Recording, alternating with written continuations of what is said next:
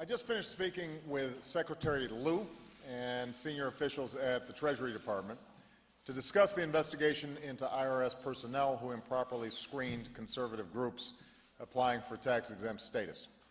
And I look forward to taking some questions at tomorrow's press conference, but today I want to make sure to get out to all of you some information about what we're doing about this and where we go from here. I've reviewed the Treasury Department Watchdog's report, and the misconduct that it uncovered is inexcusable. It's inexcusable, and Americans are right to be angry about it, and I am angry about it. I will not tolerate this kind of behavior in any agency, but especially in the IRS, given the power that it has and the reach that it has in all of our lives. And as I said earlier, it should not matter what political stripe you're from.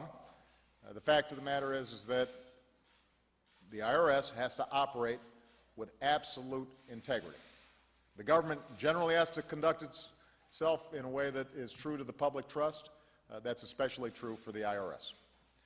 So here's what we're going to do. First, we're going to hold the responsible parties accountable.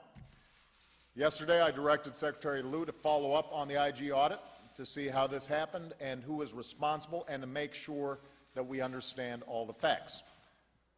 Today, Secretary Lew took the first step by requesting and accepting the resignation of the acting commissioner of the IRS, because given the controversy surrounding this audit, it's important to institute new leadership that can help restore confidence going forward. Second, we're going to put in place new safeguards to make sure this kind of behavior cannot happen again. And I've directed Secretary Lew to ensure the IRS begins implementing the IG's recommendations right away. Third, we will work with Congress as it performs its oversight role. And our administration has to make sure that we are working hand in hand with Congress to get this thing fixed. Congress, Democrats and Republicans, owe it to the American people to treat that authority with the responsibility it deserves, and in a way that doesn't smack of politics or partisan agendas. Because I think one thing that you've seen is, across the board, everybody believes what happened as reported in the IG's report is an outrage. The good news is it's fixable, and it's in everyone's best interest to work together to fix it. I'll do everything in my power to make sure nothing like this happens again, by holding the responsible parties accountable, by putting in place new checks and new safeguards, and going forward by making sure that the law is applied as it should be, in a fair and impartial way.